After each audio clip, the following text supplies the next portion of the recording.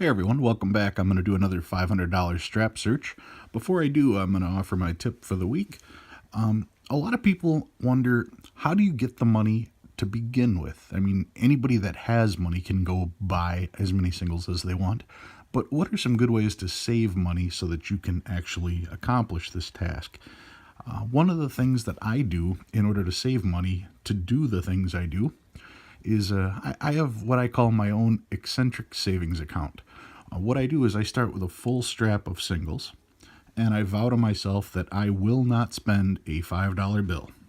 If I ever get a $5 bill and change, what I will do is I will take my strap of singles, I will take one single out of the strap, and I will put that $5 bill inside the strap. Now, as I continue to do this, I get more and more fives. I end up with a partial of ones, and then eventually we get to some of the fives down here. And when I fill this entire thing, I have then turned $100 into $500. Once you have a full strap of 500, you can then take this to the bank, get yourself your 5 straps of singles, and away you go. One of the other things you can do is take your full strap of fives, like I've got here. This one's a partial, this one's a full strap. If you have a full strap, you can go to the bank, and if you're already on good terms with your bank, let them know what you're doing and see if they'll exchange your strap for their strap. And then you can also search straps of fives. Right now, I'm more concerned about singles. I do have some fives, but I'll worry about those later. So that's my tip for the day, my eccentric savings account. Don't spend fives. Put them in a strap, replace singles, and you will end up with a full strap of fives. That's one way to get going, and also a great way to save for Christmas if you just are looking for ideas. Anyway, here's the 500 that I went through. Take these, set them aside, and let's see what I found this time. Not a whole lot this time, just a few bills. Did manage to pull out just one star note. It is from Dallas. Dallas doesn't print a whole lot of bills, so having a star note from Dallas is okay. I did pull a couple trinaries. This one's all 3s, 7s, and 9s. And then I've got one that's all 1s, 2s, and 4s. Not in the best of shape, but we'll set that aside anyway. Another trinary here, all 0s, 6s, and 7s. And my plans for my trinaries, I think what I'm going to do is I'm going to put them in a bundle of 50 and just throw them on eBay and see what happens. I'm not a firm believer that there's a whole lot of value in these, but if somebody wants them, that's the place to sell them. And if I'm going to go through all the bills and if I'm going to see them, I might as well pull them out and set them aside for you. Did find some older bills. This one is from 1999. 1999 Boston. 1988A, New York.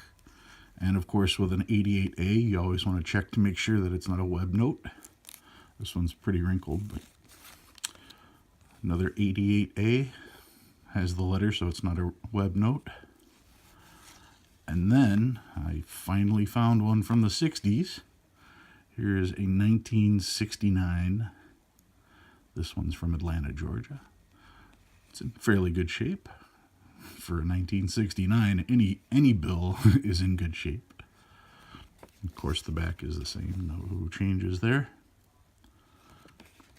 But yeah, that's the oldest bill that I've found since I started doing these searches. I've found bills from the 60s before, but like I said, since I started recording this is the first bill from the 60s I had received.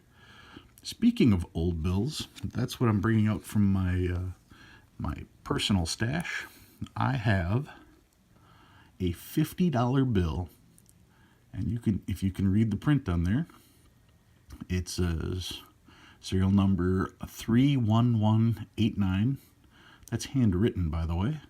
It does say United States right across the top. $50. The bearer is entitled to receive 50 Spanish milled dollars or an equal sum in gold or silver according to a... Ooh, can't read that one. Anyway, the date on this one is January 14th, 1779. The signatures on these bills, those are hand-signed bills, obviously. 1779, that's 4 years after after we became a country, 3 years after the Declaration of Independence. So 1779, this bill, if you were to see this bill in somebody's attic, you'd think it was just a piece of newspaper, a piece of scratch paper. It's almost torn in half because it's so old. Somebody obviously had this folded. What makes this bill even more interesting, this bill is called a colonial currency from obviously the colonies. Colonial currency wasn't printed by the Federal Reserve. There was no Federal Reserve. The Federal Reserve didn't exist until 1862. So this is considered colonial currency, and they were worried about counterfeiting even back then. The way that they prevented counterfeiting back then, anybody with access to a printing machine can print letters. However, to print an image such as this, that took a little bit more technique. And the way that they did it was they used leaves.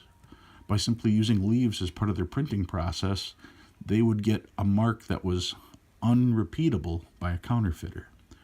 So that was their first variant on counterfeiting measures.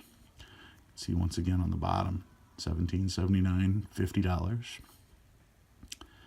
Now, the person who came up with the idea about the leaves, you may have heard of him. His name is Ben Franklin, and unfortunately, he did not print this bill. I can't make out the signatures on this. I can look up who the signatures are, but if Franklin had signed one of these bills, this note would be worth about 10 times more than it is. Unfortunately, it's not the case. Still a very cool note to have. Like I said, a $50 bill from 1779, January 14th, 1779. That means that in my collection, I've got paper money from the 1700s, 1800s, 1900s, and obviously the 2000s. So a neat bill to find, neat bill to get at a shop. Actually, I think I got this one through an auction. So that's what I've got this week. All right, thanks for watching, guys. We'll see you later.